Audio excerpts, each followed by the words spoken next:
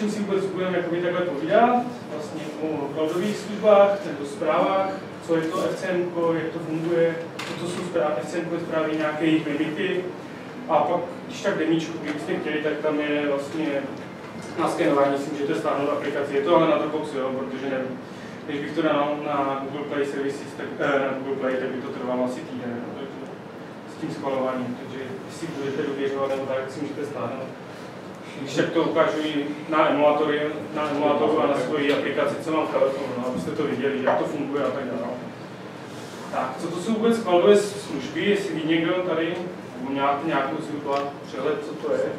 Je vlastně jenom posílání nějaký zpráv do telefonu nebo z telefonu do cloudu, kde to cloud vlastně řeší za vás to odesílání už přímo do těch zařízení. No. FCM je vlastně od Google, je to nově přejmenované GCM. Kdybyste mě náhodou někdy hledali, tak staré věci najdete pod GCM, víceméně je to FCM. Část bych řekl, že nějak změnila, ale ještě furt zůstávají věci i z GCM, furt je to i kompatibilní, takže kdybyste náhodou implementovali pro GCM, tak není problém, mělo by vám to je bez problémů. No. Víceméně letos květnu, aspoň na oficiálním, na Google I.O. extension, to bylo jakoby oficiální uvedení to FCM, takže počítám, že aspoň minimálně do příští roku, do května by to mělo frčet, pokud to nezmění.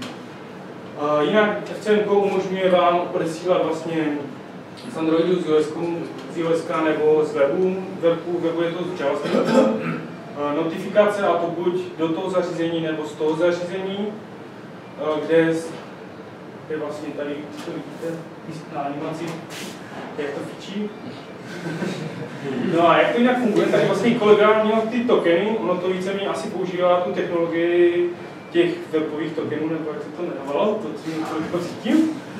A jde vlastně o to, že ten telefon nebo nějaké to zařízení si prvně vlastně registruje k tomu tady Firebaseu, jo, cloud messagingu.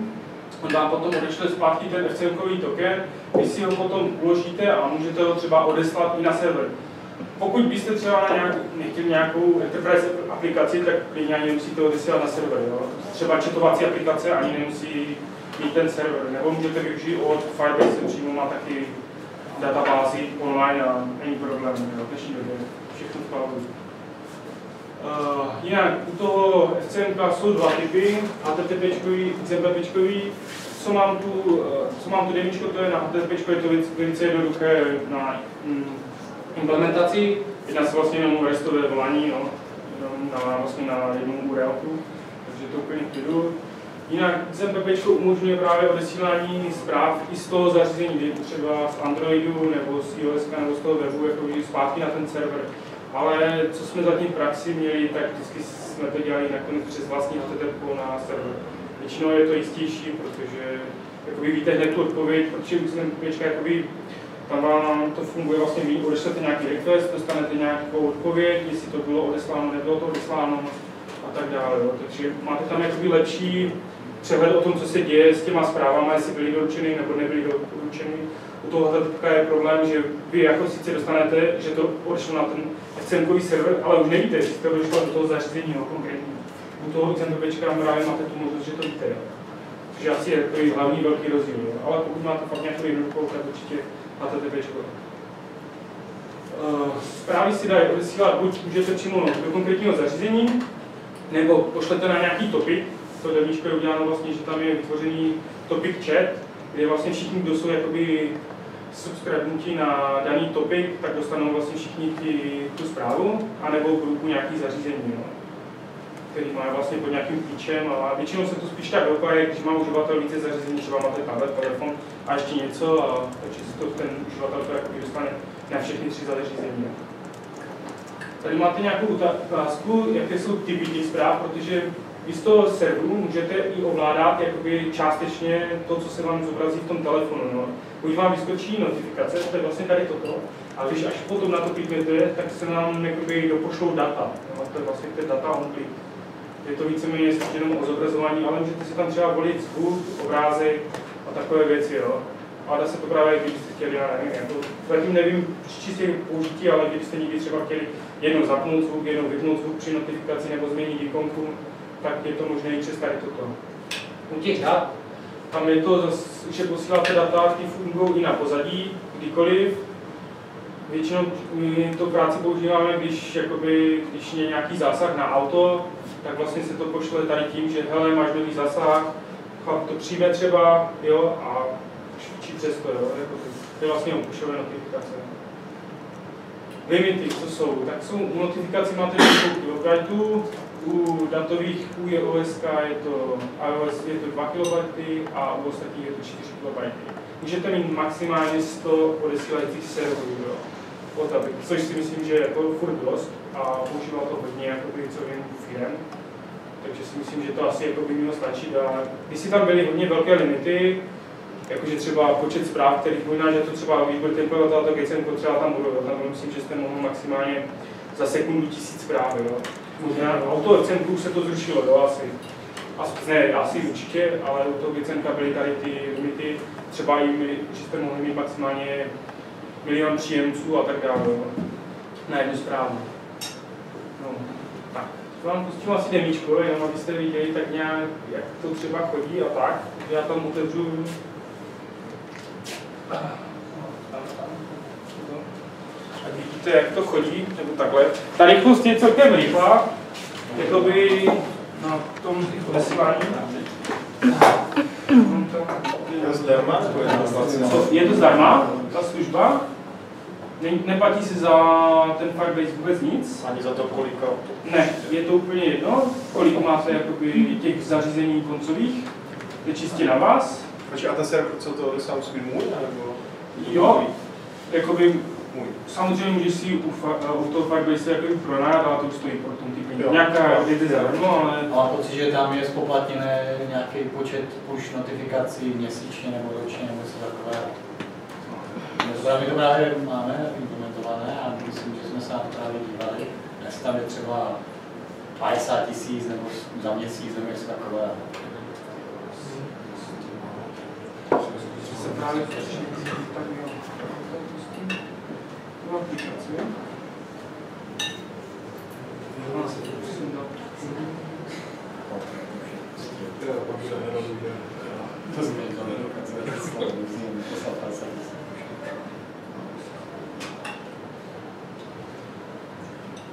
Jako my jsme dělali testy třeba na 10 000 zpráv a tak dále, protože jsme chtěli vidět, jak moc to vypadává, kolik zpráv se doručí, kolik se nedoručí, a jestli nám z 5 000 nedošly 3 tehda, protože tam se dá nastavit time to live, můžete od 0 až do 4 týdnů. Když dáte 0, tak vám to vlastně pošle hned, ale pokud to nejde, tak to zahodí. Jo? No, teď máme ty telefony. Jo, třeba právě kvůli tomu, no, takže záleží. My to děláme tak, že máme nastavený time to live na 0, ale čekáme na to SMPPčka, jestli se nám vrátí, jestli to bylo doručeno nebo ne, a podle toho se posílá znova třeba, jo, ta zpráva.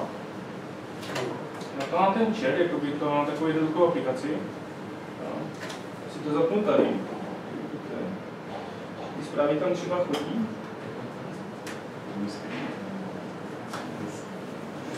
Napíšu tam ahojte všichni, jo, třeba. Tak, chodíte, pošlo to. No, budu nějakou chybu. Vy jste tam objevili 2 věci, ale podle mě se taky odeslali 2 věci. Takže asi jsem něco překlik, a když tady napíšu like třeba.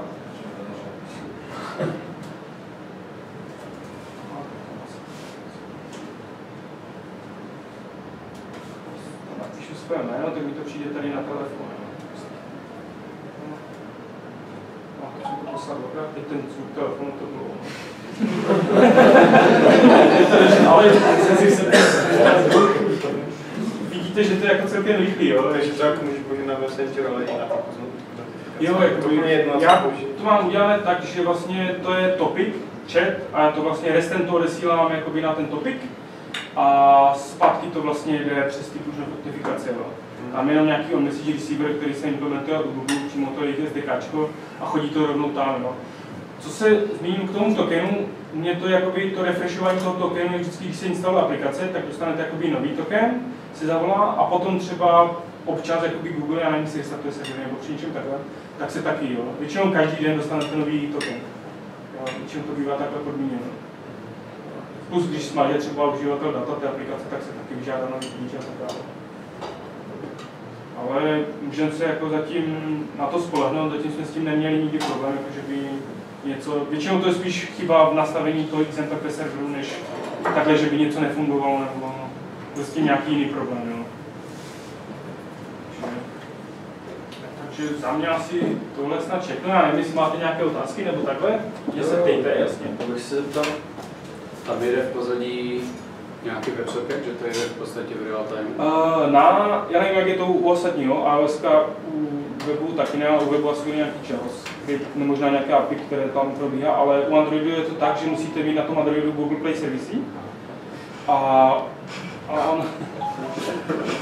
Google Play Services, ano, to jde jako skrze ně, jo, jakoby, že to, podle mě tam nějak přes Google Play Services, tam je asi sokettová komunikace, jak říkáš, a jakoby funguje to přes ní. My jsme předtím měli implementovanou ve firmě svoji vlastní soketovou komunikaci, ale jako jo, to víceméně vychytali se mouchy, ale furt to nebylo ono a tohle víceméně jednodušší na implementaci a jakoby není s tím problém, jo. A funguje to na více platformách, jo. Takže to. Vidím, jestli to někdo baví. Máte ještě někdo nějaké otázky nebo takhle? Nic prostýho tam. Možná bylo dobré říct, že to lze jednoduše testovat přes ten jejich Firebase. Jo, vidíte, já vám to nepošlu do telefonu. Akorát vlastně tady kolegovi to pošlo, jenom se mu ukáže nahoře to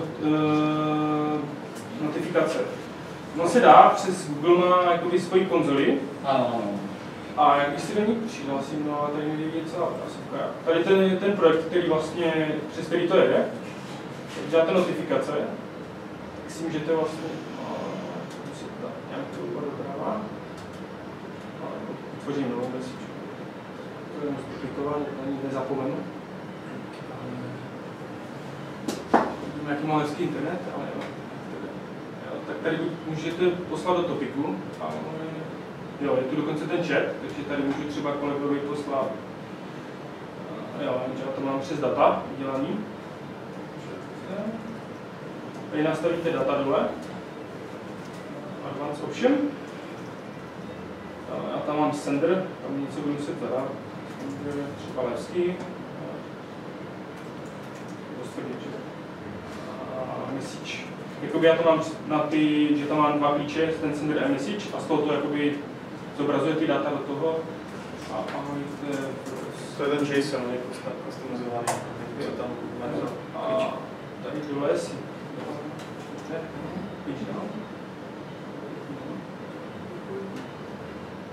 Tak, tady si nastavíte ještě prioritu, si dá nastavit hide nebo normál, ale abych řekl pravdu, v životě jsem normál nepoužil. Jakoby, protože každý chce doslat to vždycky hned, jako sám nevím, čemu by to tam někdo měl. Tady si můžete nastavit tu expiračku, jo. Když 4 třeba týdny, na třeba 4 minuty, ale ten telefon jede. A ještě něco mi tam asi chybí, jo. Třeba zprávu.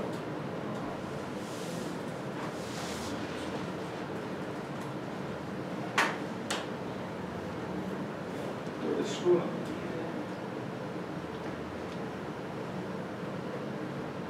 Vám to mělo vyjít? Jo? Je to tak? Spokojenost. Jo, vidíte, ale to je jak se s tím dá. Takže víceméně ta čitovací aplikace třeba nemá ani server implementovaný, dá se to bez toho. Jo. A nebo pokud máte, já nevím, třeba nějaký newsletter, dá se to taky přes to udělat. Nebo teďka fičí iOS Things, takže přesto taky si myslím, že to asi budu používat na implementování chytré domácnosti, nebo takhle se teda určitě použít. Existuje nějaká implementace, předpokládám, že to bude nějak přes websockety nebo přes něco naslouchat čistý JavaScriptem a ukazovat to uživatelům v prohlížeči? No, JavaScriptová možnost tam je, ale nedělal jsem to nikdy, ale vím, že tam možnost tam je tam vlastně Android, iOS a web, a ten web to má na přístroje. A musíme mít Chrome. Jo, nějakou verzi, tam jsou nějaké verze uvedené určitě.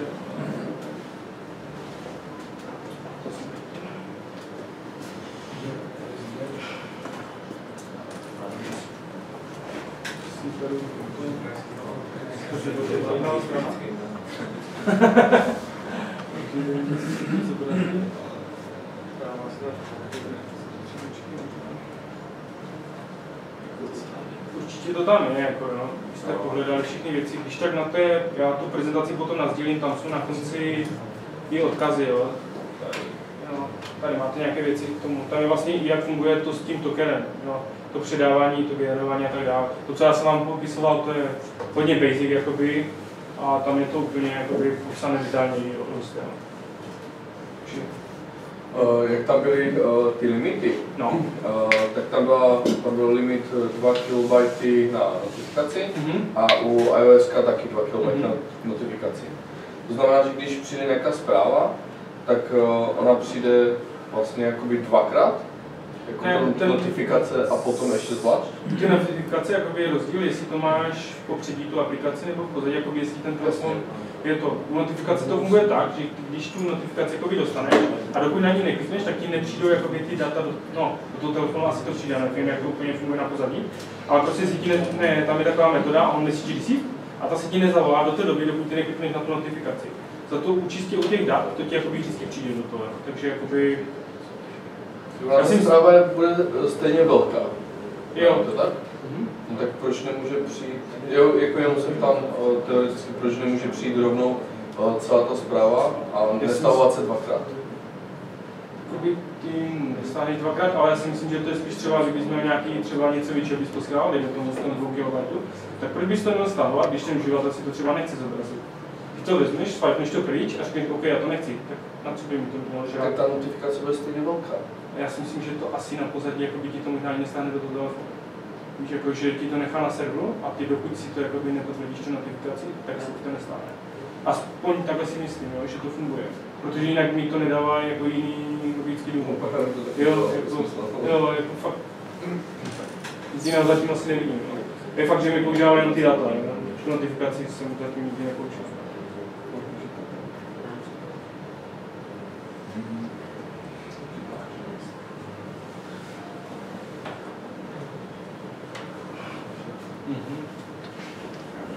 Tak jo, díky za poslech.